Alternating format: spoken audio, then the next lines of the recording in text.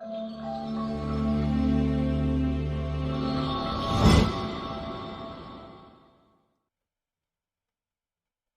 Morning everyone.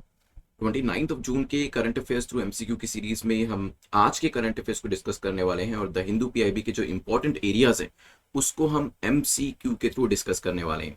This is brief introduction about me. My name is Prince Luthra, all India rank 577 from UPSC CSC 2014 batch. और आपके जो भी doubts होते हैं आप @prince_luthra के ऊपर मुझसे पूछ सकते हैं। Let's start with the quotation. Success depends upon previous preparation and without such preparation there is sure to be failure। now देखिए, success is something which you are going to get in the future, that's for sure। लेकिन उसके लिए आज आपको क्या करना पड़ेगा, उसके लिए प्रेपरेशन करनी पड़ेगी, और जिसकी प्रेपरेशन जितनी बेहतरीन होगी उतने सक्सेस की पॉसिबिलिटी प्रोबेबिलिटी इंप्रूव होती चली जाएगी। सो ये जो आपके पास टाइम है इसमें अपनी प्रिपरेशन के लिए अपने आप को डेडिकेट कर दीजिएगा ताकि सक्सेस जो है वो एक सर्टेनिटी बन सके।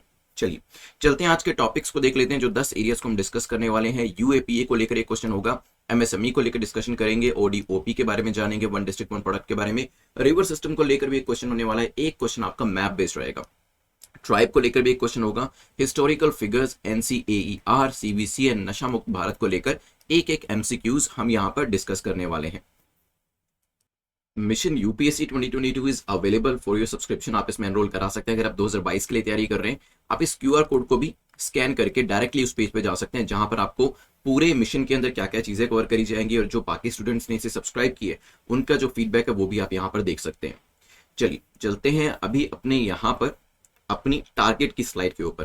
तो यहाँ पर 6 मार्क्स जो है वो कट ऑफ रखी गई है, मतलब 10 में से 6 क्वेश्चन जो है आपको सही करने हैं, ये आपका कट ऑफ स्कोर हो जाता है। अदरवाइज आप चाहें जितना मर्जी टारगेट जो है वो सेट कर सकते हैं। जल्दी से मुझे कमेंट सेक्शन में बताइएगा कितना टारगेट आप सेट कर चल रहे हैं, so that we could move to question number 1।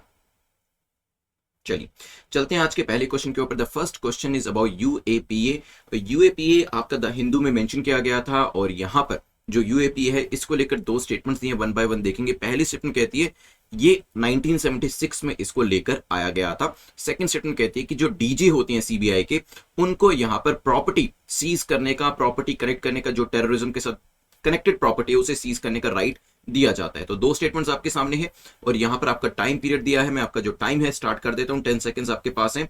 Recently suspected drone attack on IAF Jammu station leaves 2 injured. यहाँ पे ड्रोन अटैक जो था वो आईएएफ के ऊपर किया गया और अभी जो अटैक है इसका इन्वेस्टिगेशन कराया जा रहा है। इवन आज भी एक आर्टिकल था न्यूज़पेपर के अंदर जिसमें कहा गया था कि जो इवन सिविलियन जो ड्रोन्स है उनका भी मिसयूज किया जा रहा है और हो सकता है आगे आने वाले टाइम में उस पर भी हमें रेगुलेशंस जो है और भी ज्यादा देखने को मिले। तो जो टेररिस्ट है वो क्या कर रहे हैं, वो जो बहुत सस्ता, अगर आप जाएंगे मार्केट में बहुत सस्ता जो है आपको ये यूएवी जो है, ड्रोन्स जो है वो मिल जाते हैं, उसका इस्तेमाल कर रहे हैं ऐसी एसेट्स को और ऐसे सिक्योरिटी एरिया को कैप्चर करने के लिए जो अभी तक नहीं किए जाते थे। और यहां पर तो हमने ये भी देखा कि जो आईएएफ है उसके ऊपर अटैक भी किया गया यहां पर ड्रोन के द्वारा। तो ये जो स्टेटमेंट थी यहां पर इस पूरे टॉपिक के अंदर ही यूएपीए के बारे में भी मेंशन किया गया था, क्योंकि जो अब अटैक है, क्योंकि ये टेररिस्ट अटैक है, इसको यूएपीए के अंदर ही इन्वेस्टिगेट किया जाएगा। Which of the following stands correct about revised MSME definition as per the turnover. Turnover के हिसाब से बताएं कि ये तीनों में से कौन सा मैच करता है। माइक्रो में लेस देन 10 करोड़ टर्नओवर होना चाहिए, मीडियम के अंदर 250 करोड़ से कम होना चाहिए, स्मॉल के अंदर 200 करोड़ से कम होना चाहिए। टाइम पीरियड स्टार्ट कर दिया है। ये क्वेश्चन भी आपका द हिंदू के इकोनॉमिक सेक्शन से बनाया गया है। 1416 करोड़ का पैकेज जो है वो एमएसएमईज को दिया जा रहा है, ऐसा केरला गवर्नमेंट के द्वारा कहा गया। कितना? 1416 करोड़। ठीक है, तो ऑलमोस्ट 1500 करोड़ का जो पैकेज है माइक्रो स्मॉल मीडियम एंटरप्राइज को बेल आउट करने के लिए केरला गवर्नमेंट जो है वो दे रही है। अभी मैं आपको दिखा देता हूं एक बार यहां पर टर्नओवर के हिसाब से जो रिवाइज टर्नओवर है माइक्रो स्मॉल मीडियम क्या होती है। देखिए पहले माइक्रो की डेफिनेशन के अंदर डेटा अलग तरीके से होता था और अभी उसको रिवाइज किया गया है। यहां पर टर्नओवर कितनी है माइक्रो में? 5 करोड़। इसको 10 से मल्टीप्लाई करें, फिर आपका स्मॉल आ जाता है 50 करोड़ और फिर मीडियम के अंदर 250 आ जाता है। ठीक है, चलिए देख लेते हैं अभी यहाँ पर। वैसे इन्वेस्टमेंट का क्राइटेरिया भी देख लीजिए, हो सकता है एग्जाम में इन्वेस्टमेंट के तरीके से पूछ लिया जाए। 1 करोड़, इसको 10 से मल्टीप्लाई करें 10 करोड़, 2 से मल्टीप्लाई करें 20 करोड़। आते हैं यहाँ पर, तो 5, 50 और 250 है। आप देखते हैं हमारे यहाँ पर कौन सा मैच खाता है। तो पहले था माइक्रो 5 करोड़, मैच नहीं कर रहे हैं। फिर था स्मॉल 50 करोड़, मैच नहीं कर रहे हैं। जो मीडियम था मध्यम, तो वो आपका 250 करोड़ तक का आपका टर्नओवर था। तो ये आपका मैच कर रहा है। आंसर क्या हो जाएगा? B will be the correct answer. ठीक है, तो यहाँ पे जो टर्नओवर है वो less than equal to 250 crore है। और इस वजह से वो मीडियम कैटेगरी के अंदर आ रहा है और इसी वजह से हमारा जो आंसर हो जाएगा वो बी होगा। न्यूज किस चीज को लेकर थी, केरला गवर्नमेंट जो है 1416 करोड़ का यहाँ पर पैकेज दे रही है, बेल आउट पैकेज, क्योंकि अभी सेकंड वेव के दौरान काफी सारे बिजनेसेस को हेल्प करना काफी जरूरी है। थर्ड क्वेश्चन को देखते हैं जो कि पूछ रहा है consider the following statements on one district one product program. ODOP के बारे में पूछा गया कि बताएं इसमें से कौन सी स्टेटमेंट आपकी करेक्ट है, कौन सा कथन सही है। It's a part of PMFME scheme, ये PMFME स्कीम का पार्ट है, हो सकता है। Second, it will be implemented for 5 years 2020-21 से 2024-25 तक, ये भी पॉसिबल है। तो यहां पर आंसर देने की कोशिश करें। फिर मैं आपको ODOP के बारे में भी बताऊंगा, ये भी द हिंदू से क्वेश्चन बनाया गया है। स्कीम जो है, scheme adopt the one district one product ODOP approach to reap the benefit of scale in terms of procurement of inputs, availing common services, marketing of products. यहां पर वन डिस्ट्रिक्ट वन प्रोडक्ट को लेकर ये भी कहा गया कि just because नाम वन डिस्ट्रिक्ट वन प्रोडक्ट है दैट डजंट मीन कि एक डिस्ट्रिक्ट के अंदर एक ही प्रोडक्ट का जो क्लस्टर है वो होगा। एक डिस्ट्रिक्ट के अंदर मल्टीपल क्लस्टर्स हैं वो भी हो सकते हैं। There may be a cluster of ODOP product consisting of more than one adjacent district in a state. States जो है वो आइडेंटिफाई करेंगे फूड प्रोडक्ट जो कि उस डिस्ट्रिक्ट के अंदर उसको स्पेशल ट्रीटमेंट जो है वो दिया जा सकता है, keeping in perspective the focus of the scheme और पेरिशेबल्स। और इसमें फोकस किस पे दिया जाएगा, पेरिशेबल आइटम्स के ऊपर दिया जाएगा। इट्स अ सब पार्ट अंडर द, किसके सब पार्ट है, PM formalisation of micro food enterprise, जिसे हम PMFME स्कीम कहते हैं। तो yes, it is a part of PMFME। 5 साल के लिए इसे लेकर आया गया, इंप्लीमेंट किया जाएगा 2020-21 से 24-25 तक। तो ये आपकी जो सेकंड स्टेटमेंट है वो भी यहां पर करेक्ट होती हुई हमें दिखाई देती है। दोनों स्टेटमेंट जो है वो ठीक होने की वजह से आंसर क्या हो जाएगा, ODOP को लेकर, वन डिस्ट्रिक्ट वन प्रोडक्ट को लेकर, C will be the correct answer. किसके अंतर्गत स्कीम आती है वो भी बता दिया मैंने आपको, कब से कब तक इंप्लीमेंट किया जा रहा है और कैसे इसके अंदर प्रोडक्ट्स जो है खासतौर पे पेरिशेबल प्रोडक्ट्स उनको यहाँ पे प्रमोट किया जाएगा स्टेट वाइज, डिस्ट्रिक्ट वाइज, वो भी मैंने आपको यहाँ पर बता दिया है। चलते हैं यहां से आगे बढ़ते हुए नेक्स्ट क्वेश्चन जो है उसको देख लेते हैं।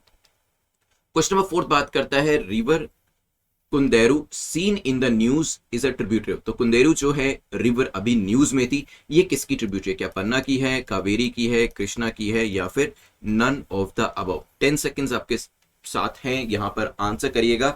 द हिंदू से क्वेश्चन बनाया गया है और अभी हमने देखा था हैवी रेन जो है उसकी वजह से मंत्रालयम टाउन जो है, रिवर कुंदेरू जो है वो वहां से पास करती है, वो जो जगह है वो काफी ज्यादा इनंडेट हो गई है काफी ज्यादा बारिश होने की वजह से। यहां पर जो पेन्ना या पेन्नार है इसे उत्तर पिनाकिनी भी कहा जाता है और ये one of the major peninsular river मानी जाती है और रिवर कुंदेरू जो है इसी की ही एक ट्रिब्यूटरी है। तो आंसर तो ए हो जाएगा। जो पेन्ना या पेन्नार है दैट राइजेस इन द चैना केसेवा हिल्स और ये कहां पर लोकेट करता है, it is in the Chikkaballapura district of Karnataka और ये आंध्रा से होती हुई भी जाती है। टोटल लेंथ की बात करो द रिवर ओरिजिन से लेके जब तक ये बे ऑफ बंगाल में मिलती नहीं है, इसकी जो लेंथ है 597 किलोमीटर है। ठीक है, पेनिनसुलर इंडिया के अंदर लोकेट करती है। पेन्नार बेसिन जो है आंध्र प्रदेश कर्नाटका में फैला हुआ है अराउंड 55,000 स्क्वायर किलोमीटर के अंदर। ट्रिब्यूटरीज की बात करें तो अब इसकी left bank right bank tributaries भी हैं, जिसमें लेफ्ट बैंक ट्रिब्यूटरीज के अंदर मैं आपको कुछ नाम बता देता हूं, रादर आपको एक बार मैप के ऊपर दिखाई देता हूं। तो लेफ्ट बैंक में आपको कुंदेरू या कुंदू दिख रही होगी जिसके बारे में अभी क्वेश्चन पूछा। जय मंगला भी इसमें आती है, ये भी लेफ्ट बैंक ट्रिब्यूटरीज है। राइट बैंक में आपको चिरावती दिख रही होगी, देन आपको पपागिनी दिख रही होगी। तो ये जो आपके पेन्नार है इसको आप यहाँ पर ध्यान रखिएगा लोकेशन को। चलते हैं क्वेश्चन नंबर 5 को देख लेते हैं जो कि पूछ रहा है which of the following pass passes connects India to Bhutan.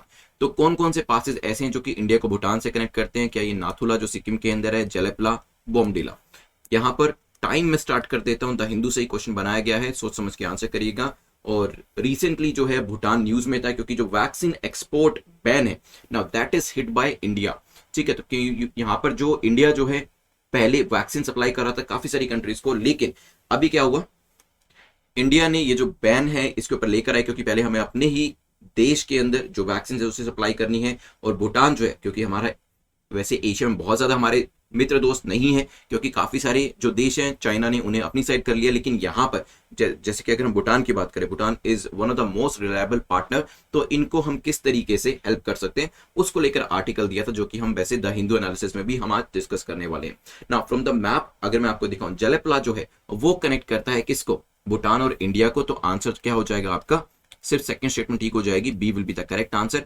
यहां पर अभी आप वैसे देख लीजिए मैप के ऊपर तीनों जो पासेज हैं, जैसे कि यहां पर देखेंगे, दिस इज, बड़ा करके दिखा देता हूं थोड़ा सा।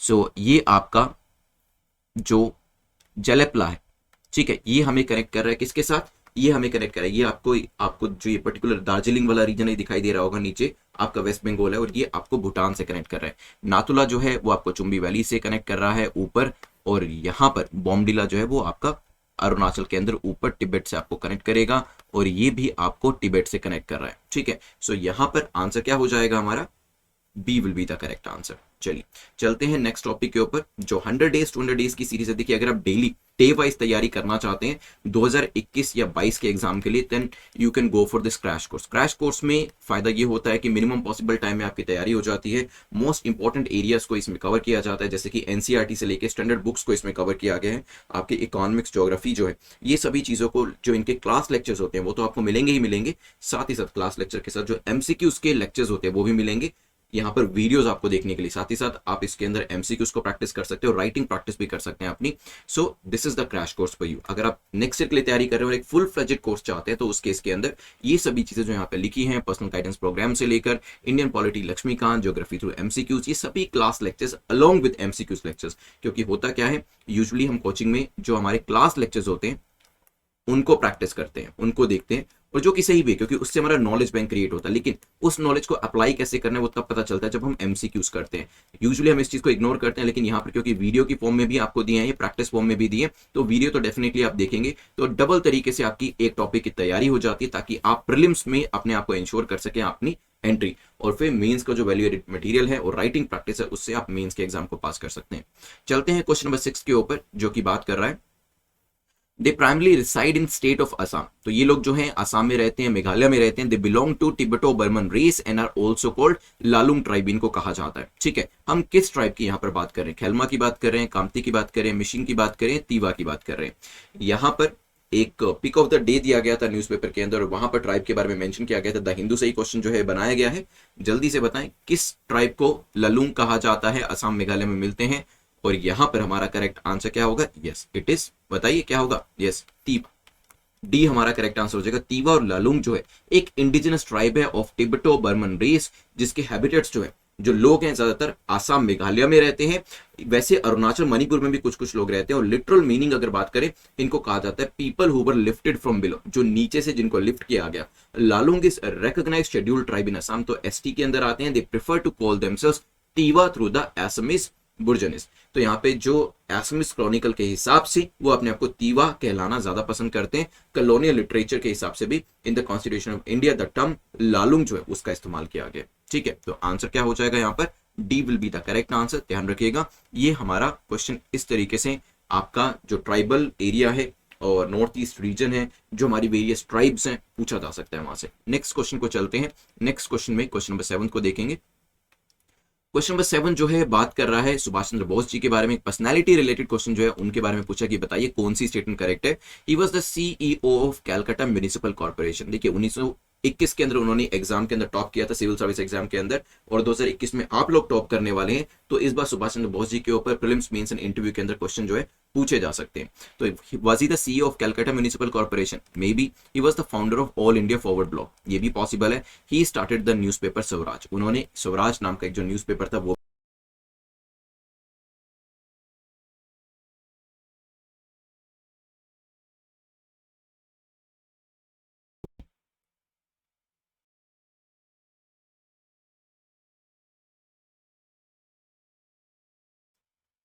अभी एक रिसेंटली न्यूज थी। आपका टाइम जो है, मैं एक बार यहाँ पे शायद स्टार्ट नहीं हुआ, वो मैं स्टार्ट कर देता हूँ। आप टाइम पीरियड को देखते हुए अपना आंसर करिएगा।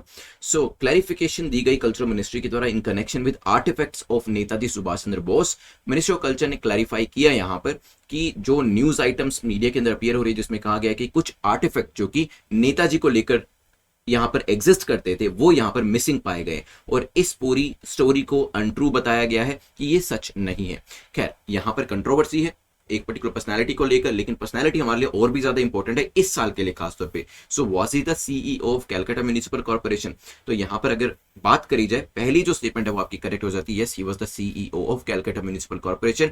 ऑल इंडिया फॉरवर्ड ब्लॉक उन्होंने बनाया था। आप जानते हैं कि जब उन्होंने कांग्रेस से रिजाइन किया, क्योंकि कांग्रेस के अंदर उनको काम नहीं करने दिया जा रहा था, जो एक पूरी पॉलिटिक्स जो थी वो उनके अगेंस्ट में चल रही थी, इवन दो उन्होंने इलेक्शन जीता था, क्योंकि गांधी जी जो थे उनकी डोमिनेशन ज्यादा थी कांग्रेस के अंदर, तो अपनी मर्जी से जीतने के बावजूद भी वो काम नहीं कर पा रहे थे। और जब उनको रियलाइज हुआ ये चीज, तो तो उन्होंने कहा कि मुझे कांग्रेस में नहीं रहना है, मैं अपना एक ऑल इंडिया फॉरवर्ड ब्लॉक अलग से बनाऊंगा और अपने हिसाब से ही वहां पर काम करूंगा, क्योंकि उनकी विचारधारा जो थी वो गांधी जी से मैच नहीं करती थी। He started the newspaper Swaraj, क्या स्वराज न्यूज़पेपर उन्होंने शुरू किया। तो यस, तीसरी स्टेटमेंट जो है वो भी आपकी करेक्ट हो जाती है। यहां पर बॉस जो थे उन्होंने इंडियन नेशनल कांग्रेस को ज्वाइन किया जब उसे बनाया गया 1885 के अंदर ही, और यहां पे 1885 में उसे बनाया गया, 1921 के अंदर भी उन्होंने इसको ज्वाइन किया।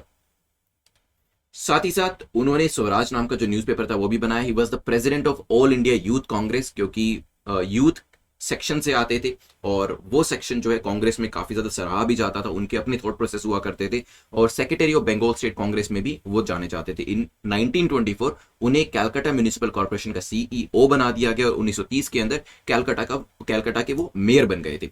यहाँ पे जो सुभाष चंद्र बोस जी थे उन्होंने कुछ बुक्स भी लिखी, जिसमें उन्होंने इंडियन स्ट्रगल भी लिखी, और यहाँ पर जो इंडियन इंडिपेंडेंस मूवमेंट 1920 से 42 तक चले उसके बारे में भी जिक्र किया गया है।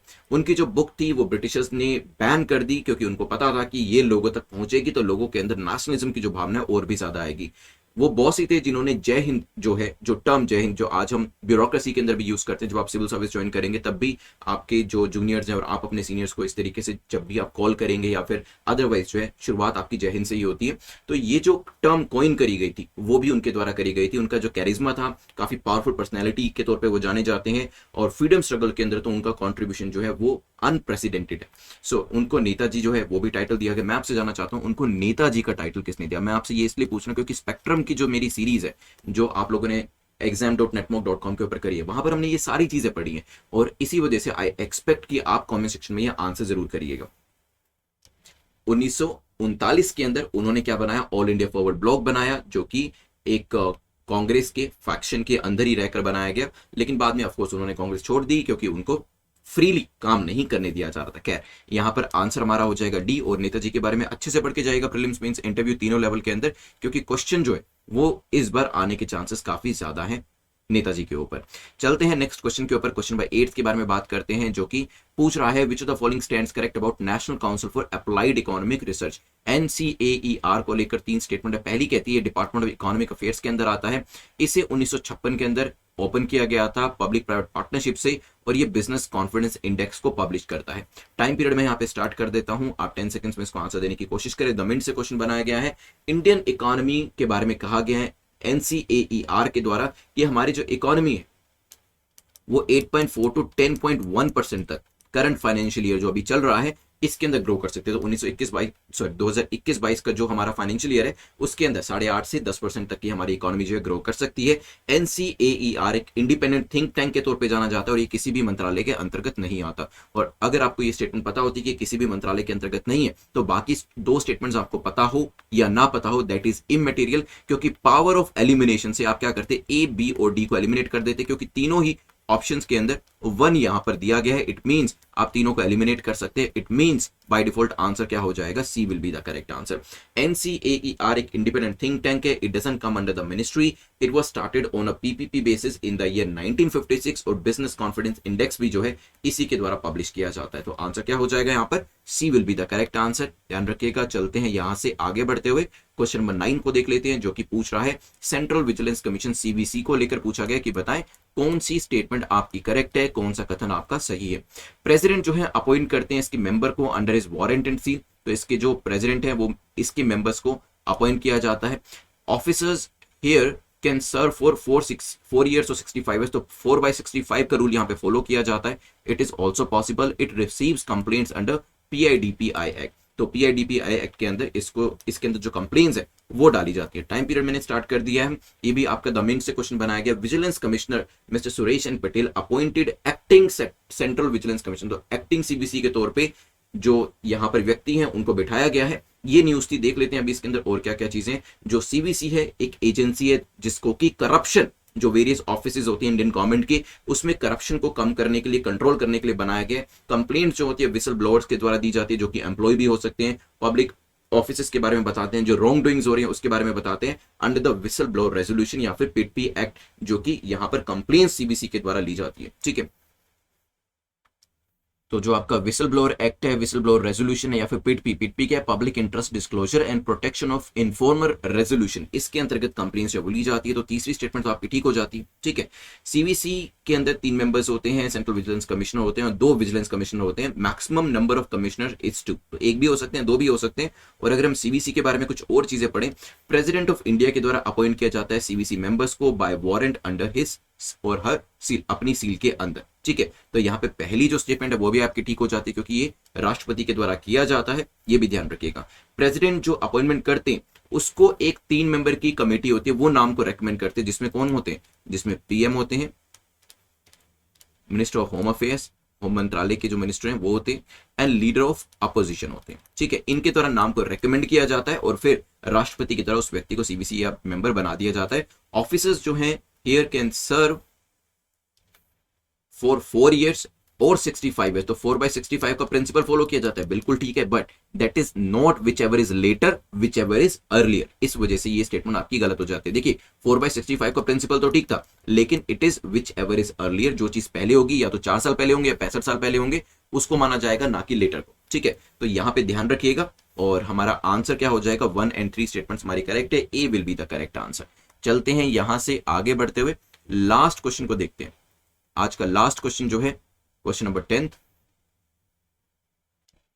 लास्ट क्वेश्चन जो है पूछ रहा है arrange the following psychotropic substances on the basis of their consumption.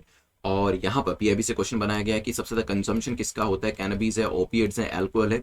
और यहाँ पर देखिए इसका कंजम्पशन कैसे रोकना है, क्योंकि फर्स्ट तो अवेयरनेस होनी चाहिए कि क्या चीजें ज्यादा कंज्यूम करी जा रही हैं और उसके बाद ही उसको रिड्यूस किया जा सकता है। और इसी चीज को लेकर मिनिस्ट्री ऑफ हेल्थ जो है उन्होंने भी फर्स्ट नेशनल सर्वे जो था वो किया, उसके बारे में भी डिस्कस करेंगे। यहाँ पे मैं आपका टाइम जो है वो स्टार्ट कर देता हूँ, आप इसका आंसर करिए।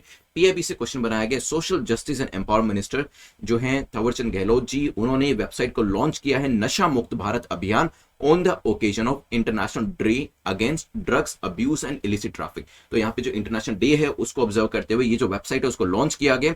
Ministry of health has conducted the पहला national survey on extent and pattern कि किस किस तरीके के सब्सटेंसेस भारत के अंदर इस्तेमाल किए जाते हैं, ताकि फिर उसकी इंफॉर्मेशन देके उसे कंट्रोल किया जा सके। ठीक है, as per the report alcohol को सबसे ज्यादा most common psycho active substance जो है वो अल्कोहल है, जिसको यहाँ पे यूज किया जाता है भारतीयों के द्वारा। उसके बाद कैनबिस को इस्तेमाल किया जाता है और तीसरे नंबर पे किसको, ओपिएट्स को इस्तेमाल किया जाता है। तो यहाँ पे आंसर क्या होगा आपका, सबसे ज्यादा क्या है यहाँ पर, सबसे ज्यादा आपका है कैनबिस, सॉरी अल्कोहल 3, देन आपका है कैनबिस और देन है आपका ओपिएट्स। तो डी आपका यहाँ पर करेक्ट आंसर हो जाएगा, ध्यान रखिएगा। और इसी चीज के ऊपर जो सर्वे था वो किया गया था ताकि इस चीज का पता लगाया जा सके कि किस पैटर्न के अंदर जो इंडियंस हैं वो इन चीजों का इस्तेमाल करते हैं। About 16 crore persons consume alcohol in the country, 16 crore लोग जो हैं अल्कोहल को कंज्यूम करते हैं। More than 5.7 crore individuals they are negatively impacted by this harmful और dependent alcohol and they need help for their alcohol use problem. तो इसमें से काफी बड़ा नंबर आप देख सकते हैं, ऑलमोस्ट यहाँ पे 16 करोड़ में से 33%, 1/3 जो है यहाँ पर उनको किसी ना किसी तरीके की हेल्प की जरूरत है, क्योंकि वो पूरे तरीके से अल्कोहल के ऊपर डिपेंड हो चुके हैं। 3.1 करोड़ इंडिविजुअल जो है वो कैनबिस का इस्तेमाल करते हैं, अबाउट 25 लाख जो है वो कैनबिस डिपेंडेंट है। 2.26 करोड़ जो है वो ओपिएट्स का इस्तेमाल करते हैं एंड अप्रोक्सीमेटली 77 लाख इंडिविजुअल जो है उनको यहाँ पर किसी ना किसी तरीके की सहायता की जरूरत है। तो ये डेटा जो है वो भी आप अपने मीन्स के आंसर में मेंशन कर सकते हैं। आंसर यहाँ पर फिलहाल डी हो जाएगा, तो ध्यान रखिएगा इसके बारे में। जो आपका यूसेज का पैटर्न था वो भी हमने बता दिया। चलते हैं 2 मिनट की एक्टिव रिवीजन करेंगे और एक्टिव रिवीजन के बाद हम अपने कुछ क्वेश्चंस जो हैं वो देखने वाले। विनर ऑफ द डे को देखेंगे, वेरियस एमएसएमई के बारे में, डेफिनेशन के बारे में, और ये मैंने आपको एक इमेज के थ्रू दिखाया था जिसमें टर्नओवर इन्वेस्टमेंट कितनी है वो भी आपको पता होना चाहिए। Less than 1 crore, less than 10 crore, less than 20 crore in the micro small medium respectively. Turnover should be less than 5 crore, less than 50 crore and less than 250 crore in micro small medium respectively again.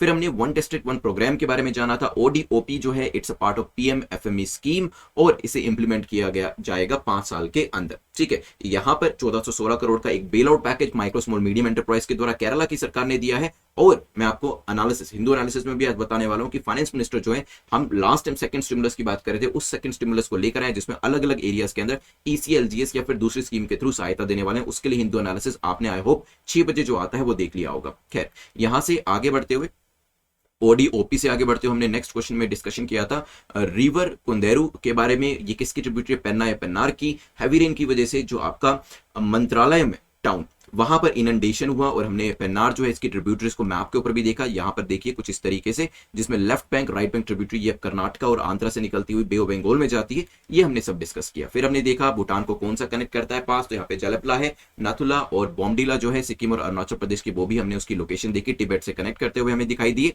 Next जो 200 days 100 days की series है, crash courses के तौर पे आप इसे enrol करा सकते हैं। सम ऑफ द बेस्ट मटेरियल आपको यहाँ पे मिलने वाला है, ये मैं आपको इंश्योर कर सकता हूँ। I will be the faculty for the various lectures. और इसमें खास बात वही है जो मैंने अपनी प्रिपरेशन के दौरान में मिस करा कि शेड्यूल जो होता है वो नहीं मिलता, लेकिन यहाँ पर आपको शेड्यूल्ड वे में तैयारी कराई जाती है। आपको सिर्फ डे को ओपन करना है। मान लीजिए डे 5 पे आप डे 5 को ओपन करें, उसमें जो भी आपके असाइनमेंट्स है उसे कंप्लीट करें और उसके बाद अपनी सेल्फ स्टडी को कंटिन्यू करें। This is going to take your self study also to the next level. Question number 6 के अंदर डिस्कशन हमारा हुआ था पर्टिकुलर एक ट्राइब को लेके, असम और मेघालय में रहते हैं, उनका दूसरा नाम पूछा था, लालूंग ट्राइब कहा जाता है, और तीवा वो अपने आप को कहलाना ज्यादा पसंद करते हैं। फिर हमने इसके बाद नेक्स्ट क्वेश्चन का डिस्कशन किया था। क्वेश्चन नंबर 7 में हमने सुभाष चंद्र बोस जी के बारे में देखा था। He was the founder of what, he was the founder of all India forward block, CEO और मेयर रह चुके थे कैलकाटा म्युनिसिपल कॉर्पोरेशन के, और एक न्यूज़पेपर स्वराज जो था वो भी उनके द्वारा शुरू किया गया था। ये चीजें ध्यान रखिएगा, इस बार क्वेश्चन आने के चांसेस काफी ज्यादा है। क्वेश्चन नंबर 8 में हमने देखा था Which of the following stands correct about NCAER, और यहाँ पे देखा डिपार्टमेंट ऑफ इकोनॉमी का फेस में नहीं आते। It's an independent think tank जिसने बताया कि जो हमारी इकोनॉमी है सर 8.4 से 10.1% तक ग्रो करने वाली है। 1956 में इसे पब्लिक प्राइवेट पार्टनरशिप के तौर पे ओपन किया गया था और बिजनेस कॉन्फिडेंस इंडेक्स भी इसके द्वारा लेकर आया जाता है, ध्यान रखिएगा। देन इससे आगे बढ़ते हुए क्वेश्चन नंबर 9 को देखा हमने, और यहाँ पर देखा प्रेसिडेंट जो है वो अपॉइंट करते हैं अपनी वारंट सील के अंदर, जो सीबीसी के हेड होते हैं, और इसके जो मेंबर्स होते हैं मैक्सिमम 2 मेंबर्स हो सकते हैं। 4/65 का प्रिंसिपल फॉलो किया जाता है, but that is whichever is earlier। पिटपी एक्ट जो आपका रेजोल्यूशन है विसल ब्लोअर का, उसके हिसाब से काम करता है और कंप्लेंट्स को भी लेते हैं, और करप्शन को कम करने में खासी यहाँ पे रोल रहता है इनका, इंपॉर्टेंट। फिर हमने वेरियस जो साइकोट्रोपिक सब्सटेंसेस थे उनको यहाँ पे लगाया हायर से लोअर कंजम्पशन की तरफ, तो अल्कोहल, कैनबिस और opiate is the correct answer. PIB से क्वेश्चन बनाया गया था क्योंकि एक सर्वे किया गया जिसमें देखा गया कि कौन कौन से सब्सटेंसेस जो है उसका ज्यादा इस्तेमाल किया जा रहा है, जिसको कम करने की जरूरत है। तो काफी सारे लोगों की जो डिपेंडेंसी है वो अल्कोहल, कैनबिस और ओपिएट के ऊपर वो रिलाई करती है। चलिए, तो यहाँ पर आप लोगों के डेली बेसिस पे मुझे मैसेज मिले, कल तो एक मैसेज मिला जिसमें स्टूडेंट ने 50 आउट ऑफ 50 स्कोर किया, तो फैंटास्टिक परफॉर्मेंस, क्योंकि आपके मैराथन सेशन के अंदर 50 क्वेश्चंस रहते हैं और उसमें से अगर आप 50 आउट ऑफ 50 करें इट मींस आपका परफेक्ट रिकॉल है। ठीक है, देखिए 40 से ऊपर का स्कोर अच्छा माना जाता है। अगर आप 30 से ऊपर भी स्कोर करें इवन दैट इज एक्सेप्टेबल, क्योंकि वो कट ऑफ से ऊपर है, लेकिन जितना ज्यादा स्कोर करेंगे उतना आपके लिए बेटर है। और ये मैराथन सेशंस जो है ये कोई भी चीज आपको भूलने नहीं देंगे, क्योंकि पूरे हफ्ते में जो आपने स्टडी किया साइकोलॉजी के हिसाब से आपको एक लास्ट हफ्ते के एंड में वो चीज दोबारा से रिवाइज करनी चाहिए, जो कि आपको यहां पर मिल जाती है। चलिए, अभी मैं आपसे क्वेश्चन पूछूंगा और विनर का नाम बताता हूं आपको।